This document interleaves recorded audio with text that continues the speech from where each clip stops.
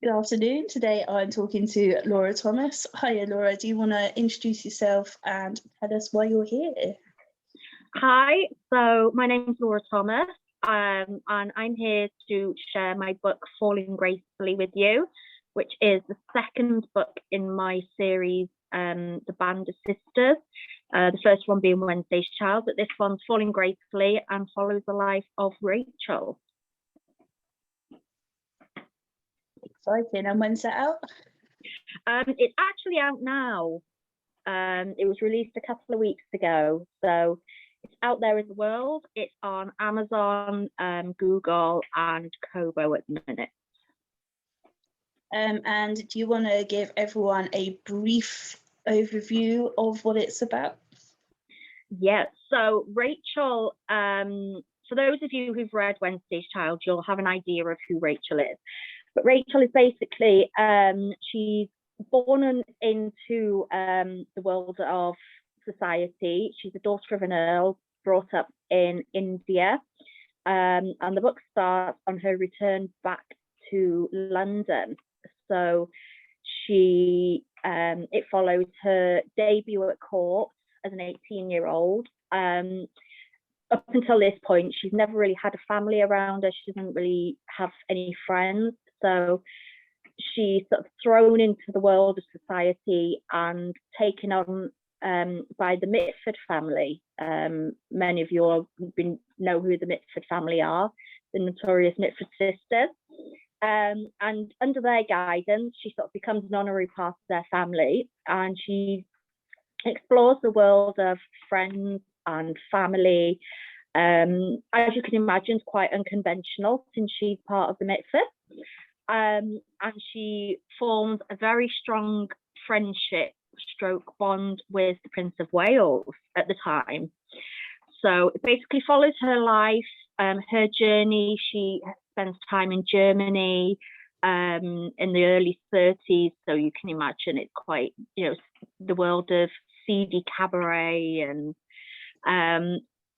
her life up until 1936. So it explores London society, the wrong side of London society, the world that isn't really publicised very much except for in books. So yeah, it's basically following her life and how she develops friendship, family, and her little escapades with the Prince of Wales. Awesome. So the Wednesday's Child was based partly on your grandmother's story, if I remember correctly. So it was. Did you have to do more research for this one? I did. This one, because this was purely fictional, I had a bit more fun with this one. So yeah, it was a lot of research. Firstly, researching London society, and then going back to the beginning and researching the bad side of London society, and what the rich and famous really got up to rather than what they wanted you to know they got up to. So yes, it was a lot more research, but it was a lot more fun as well. And what's the most interesting thing you found out when doing that research?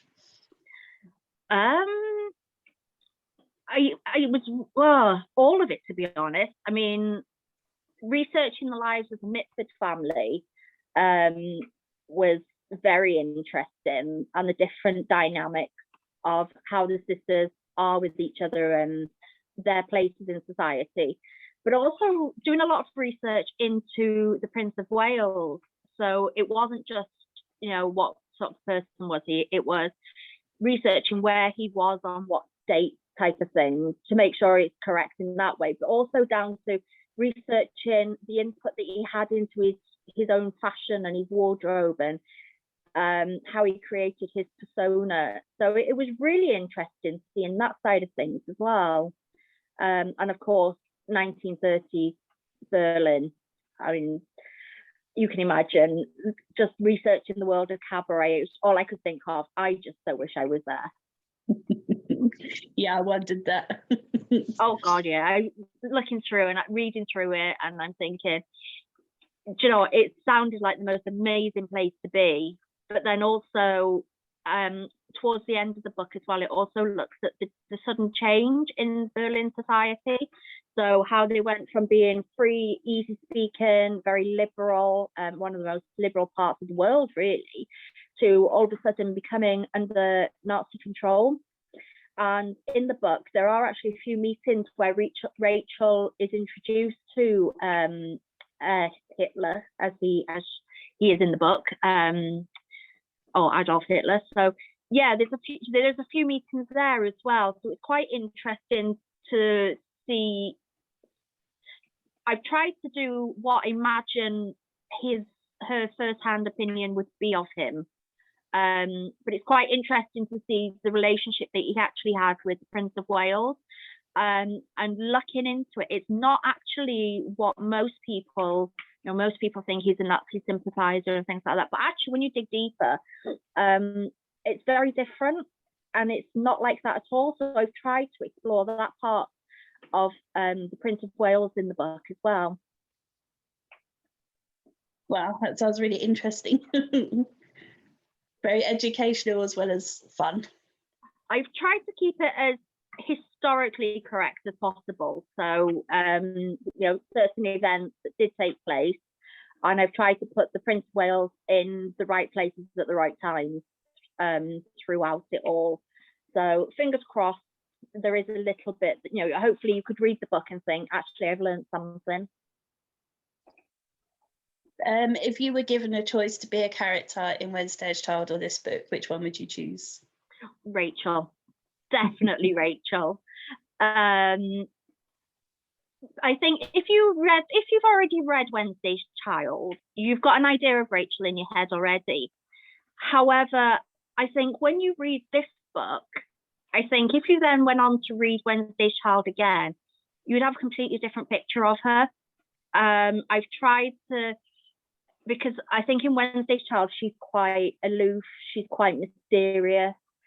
When you read Falling Gracefully and you read her story, you think, actually, oh my God, she didn't have it easy at all. She has basically carved her own way out in the world. You think, yes, she had money, she had privilege, but actually with that came a lot of ties. And it was only once she cut those ties that she actually had freedom. So yeah, definitely Rachel. You've got one more coming up of The Last Friend from Wednesday's Child. And then would you consider doing another one set in them in the future? I have actually been asked about this. And it's something that Turning Tides is the story of Ruth, and that's going to be out very soon, hopefully. I've been asked through researching all of the books, especially Wednesday's Child, I've got into contact with families that I never knew I had. Obviously, if you read Wednesday's Child, you know that she was given away, Violet was abandoned, basically. And through all of this, I've found that actually she had family out there, and so I suppose that makes them my second cousins. I've actually got into contact with a few of them who didn't even know my grandmother existed, so they've sort of said, yes, we'd love to hear a bit more, and I'm actually going to be meeting them soon, and they're going to be giving me some family history from the side of the family I never knew that I had. So I think a follow-up book is definitely going to be on the cards. How it's going to go, I'm not 100% sure yet, but I've got plenty of fascinating stories, and I'm thinking my dad was a baby in Wednesday's Child. So when he was 15, he actually joined the TA and then went into the Navy. So I'm thinking of setting it around that time, and we can throw a few of his stories in there as well. But what if you read, because Falling Gracefully finishes sort of 1936, Turning Tides, which is the next one, will be out. That sort of finishes 1942, and then Wednesday's Child is 46. And obviously the three stories, they intertwine.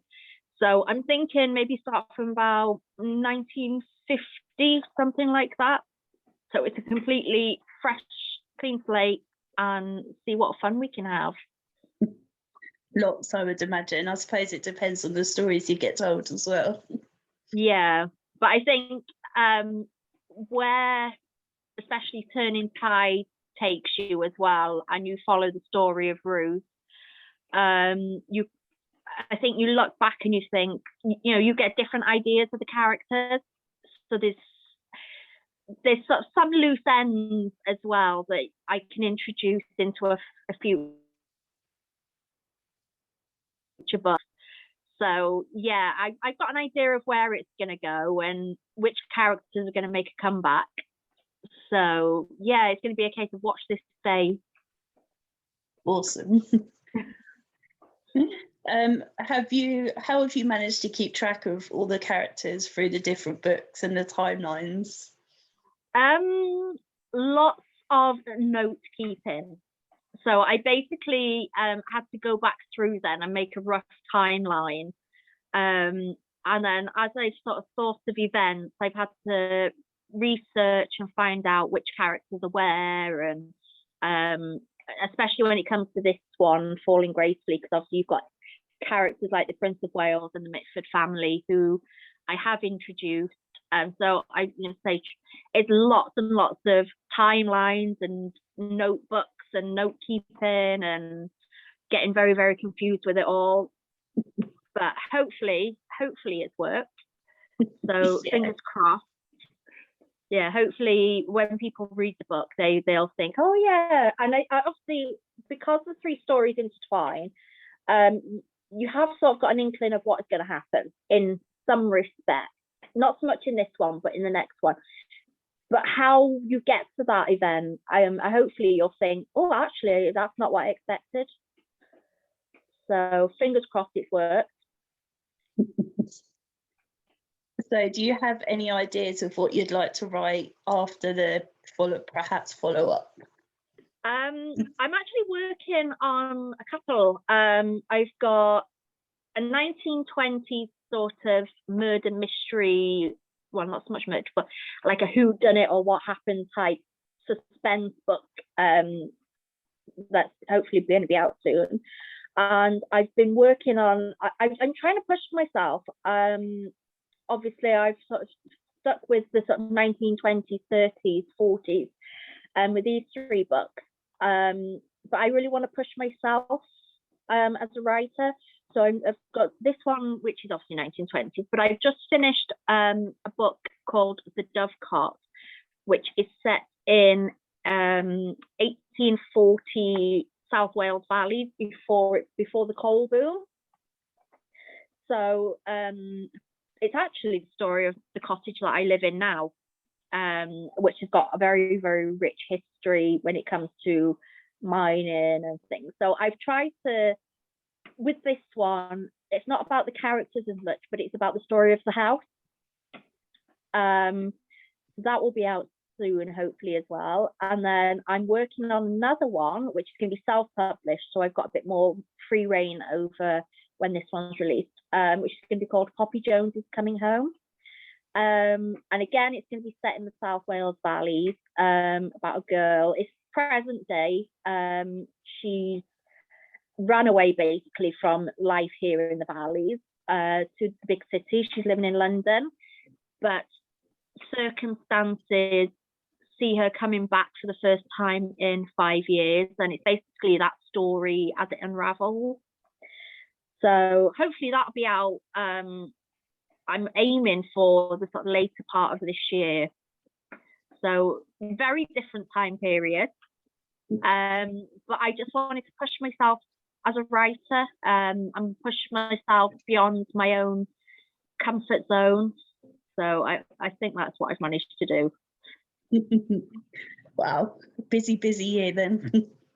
Yeah, but writing keeps me sane, so it's either that or just lose myself completely. And are you planning on doing any festivals and anything when the world reopens? It's really difficult for me health-wise. I would love to, and I'd love to say yes. I really want to come and do a few things and meet lots of new people. Unfortunately for me, it's quite difficult. I never really know how I'm going to be on the day. So I've got a few that I'm thinking I'd like to go to. But I think I'm going to try and do a few things locally first, really see how that affects me. I'll probably be in bed for a week afterwards, but there we go. And just try and take it from there. But hopefully next year, once I've done a few things, I'll be able to sort of make more of a commitment to putting myself out there. Yeah, I mean, I'm not sure what's happening anyway. I think some are a bit iffy, aren't they, of whether they're going to go ahead. So I think next year will be the year.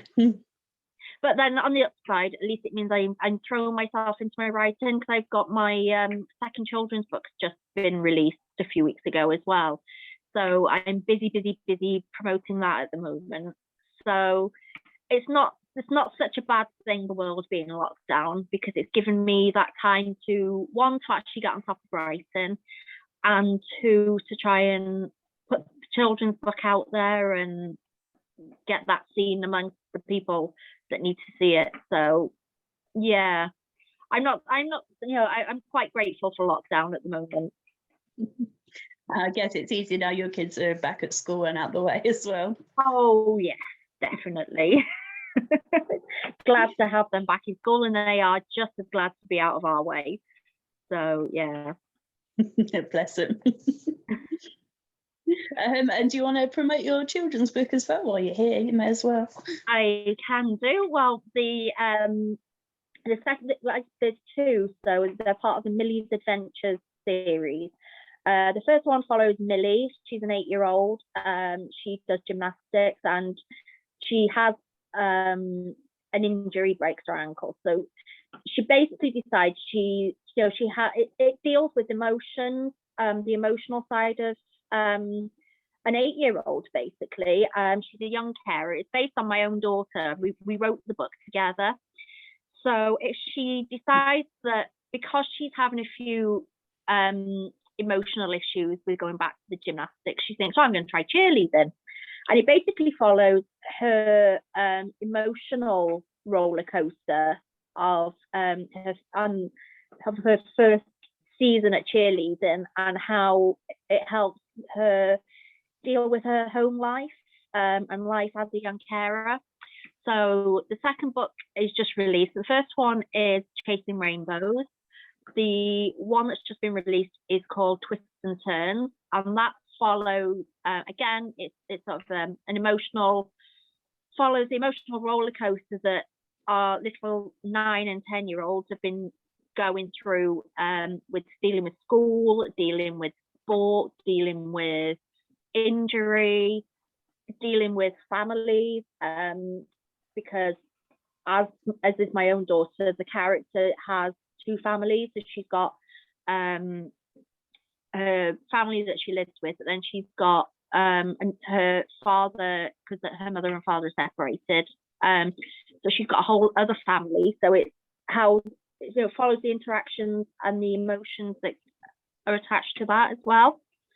And then obviously COVID hits as well, so there's a bit in there about how she dealt with the ups and the world basically turning upside down. So like I say, it is written with my daughter, and it is based all on her own experiences, and we try to focus as much on the emotional side of things. And I know most of the children that I have read it and I've had feedback from, all of the parents have said, all the kids, they just said, oh my God, that's me. They've all really been able to relate to, not just the story, but the emotions that is attached to each event, because obviously kids feel things different to how we do. So I've tried my best to address all of that in the 2 books as well. Oh, that must have been really special writing it with your daughter as well. Yeah, the first.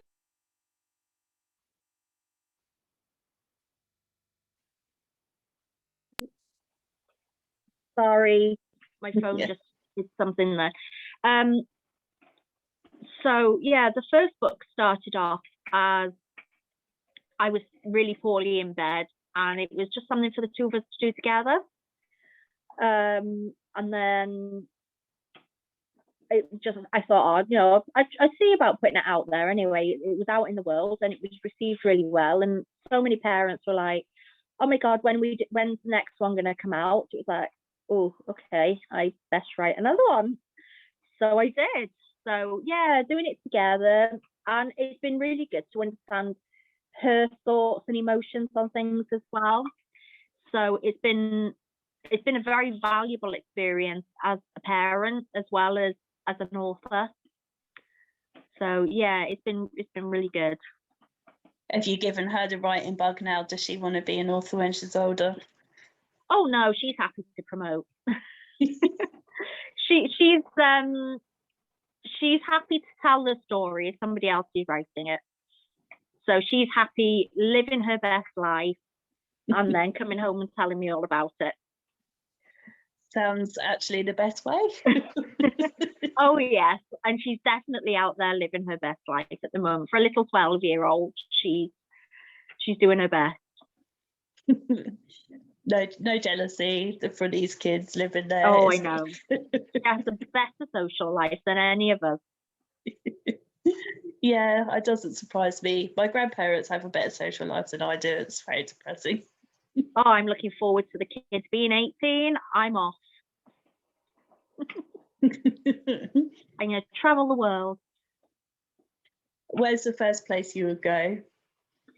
I've been to quite a few places already. I really want to go back to sort of Indonesia. That's my big love. I love the Far East. I love everything about it. I love their culture. So that's going to be. We're hoping actually to go back there again soon. But yeah, I could live out there. I really could. I love the Far East. And would you ever consider writing any books based on that? Do you know what? I probably would. But if I was to write books, I'd have to go and spend a bit more time out there. So I think that could be a very, very good idea. Yeah. Well, obviously, I mean, research is so important, and well, how better exactly. than yeah. Without research, there is no book. I like it. So would you like to write any more children's books as well now that you've got the 2 out there? Yeah, I'm working on the 3rd one in the Millie's Adventure series, which have been very well received, especially amongst gym mums, dance mums, cheer mums. And I know quite a few of the parents have actually read it and they've sort of said, oh God, I really enjoyed that. So yeah, definitely working on the next one of those.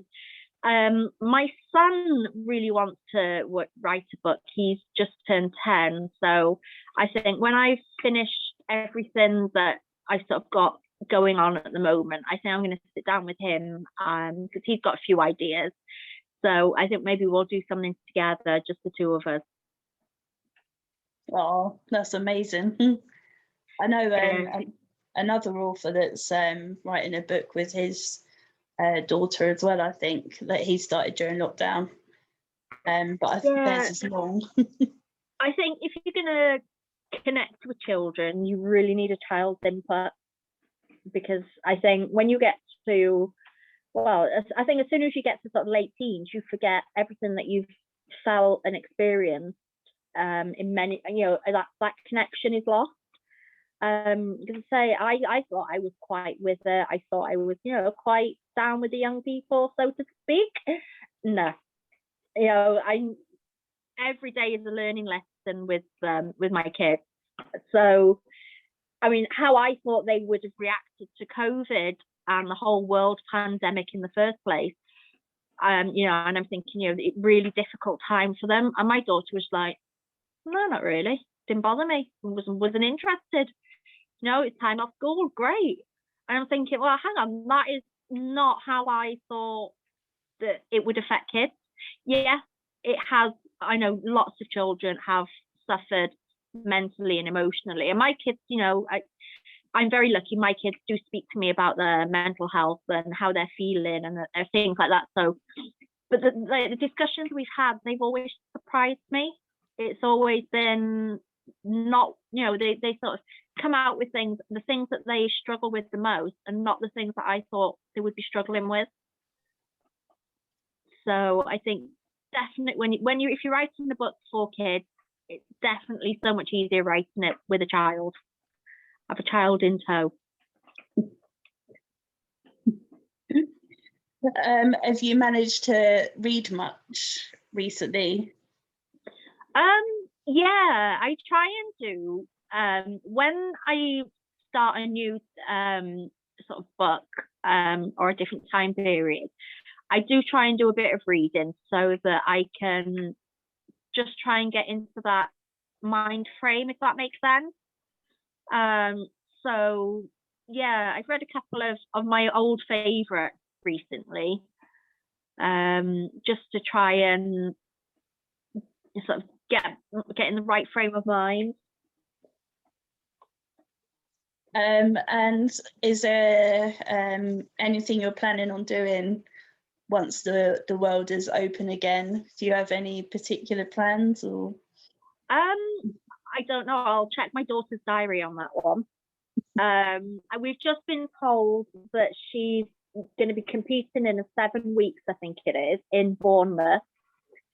So we've got a trip to Bournemouth booked, ready for, you know, the first cheer competition in a long time. And then we're off to Skegness to meet some families, the family that I never knew I had.